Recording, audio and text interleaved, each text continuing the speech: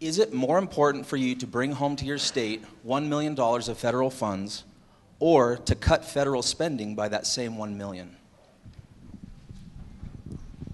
It would be enormously more important for me to cut the federal spending by that amount of money than to bring home a specific project. And that's one of the reasons. When I was back in the Congress, I was an original sponsor on a bill that would have required any spending within a state or a district, i.e. earmarks, to be generated and voted on and looked at by the committee of the whole. That means the entire Congress, instead of the pernicious practice of taking these spending bills when there's a difference between the House version and the Senate version, taking them into a closed-door conference committee, maybe composed of a dozen senators, a dozen House members that don't tell you how they're deliberating. They take votes within that, but they don't ever get recorded or announced. And that's where we end up with a bridge to nowhere. That's when we end up with earmarks that are absolutely ridiculous and are nothing more than paybacks for political favors, and that's got to stop. And if you send me back there, I'll stop it. But Senator Bennett does make a point.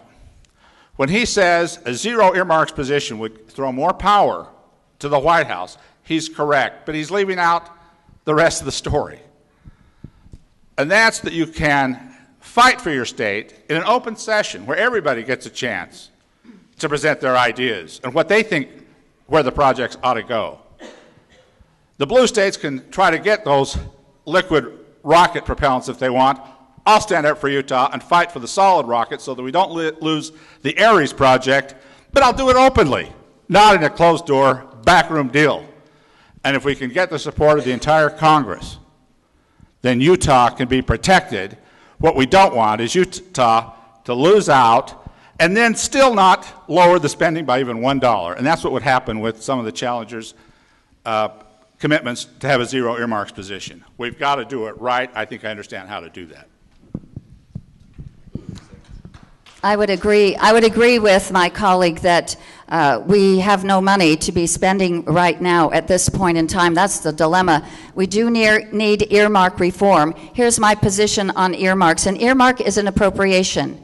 And there are appropriate appropriations and there are not appropriate appropriations. I would say that an appropriate appropriation would be something that has constitutional standing. And we need to separate these earmarks out in the bills. If they aren't germane to the bill, they need to be reviewed one by one. They need to go, do I have a minute? 30 seconds. Oh, sorry. Okay. They need to go through that committee process and be heard, and they need to have constitutional standing, and they need to, if it's a private contract, have an open bidding, fair process. The giant problem I see is that we have a pork barrel mentality. In essence, we're wanting to get revenue from the federal government.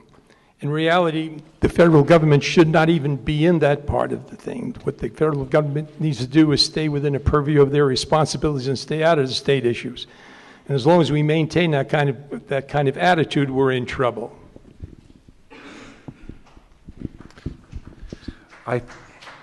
I think the three greatest dangers to our country right now is our debt, our debt, our debt. So I would try and save that $100 million.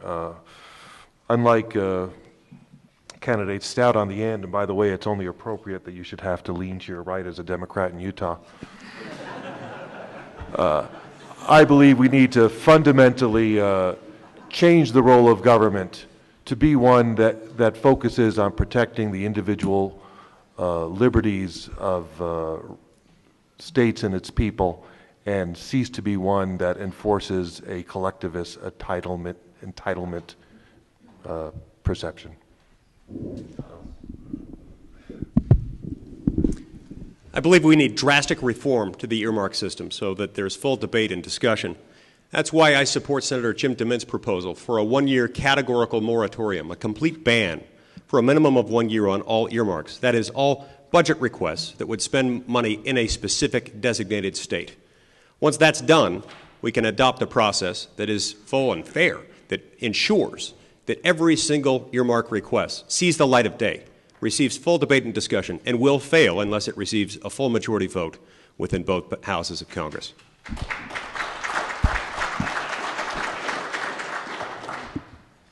We have to reduce spending. There's no doubt about that. I'm an accountant. I know that this has to be done. It's why I'm proposing a 10-year revenue and outlay reduction plan that will reduce our spending. Earmarks, there should only be one or two per state and congressional district a year, and even that might be too many. Again, none of the candidates talk about reducing the debt. The only way we're going to be able to reduce the debt is to cut spending, but spend in areas that are going to help the country. Every earmark, is this on? Every earmark I have ever asked for has been fully public, fully transparent, completely open. I have not done any of this backroom thing that people are talking about. And I will not cede my constitutional authority as a member of Congress to determine where the spending goes to the president just in order to earn plaudit from some talk show host. Interestingly, one of the members of Congress who joins me in that position is one with whom I'm not always in agreement. That's Ron Paul, who says it's our constitutional right and we should hang on to it.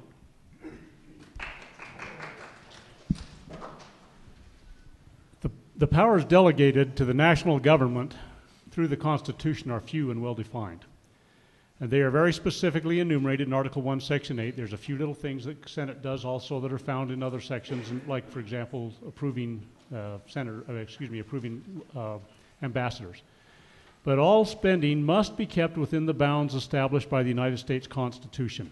If, in fact, any spending is to occur, it must be within those bounds. That's how we will save the nation from its debt, and that's the only way we will keep America from their votes being purchased by bribes from the Senate or the House in Washington.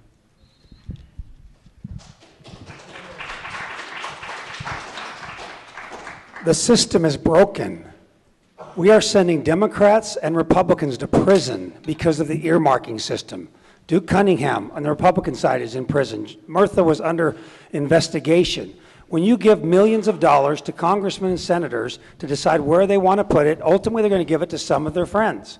It's a broken system that needs dramatic reform because we are spending the people's money. I believe the Constitution for appropriations was generally to give out money to the states or to have it appropriated, not to give it to an individual company or an individual project or a special interest. Special interest is killing us. That's why we are $14 trillion in debt. The way that things have been is what has gotten us in trouble. Politics as usual is what caused the people in this country to feel that they could take a risk on change. And we see where that has gotten us. The number one special interest, we use the term as a general pejorative, but there is one special interest that is the mother to all the rest, and that is incumbency.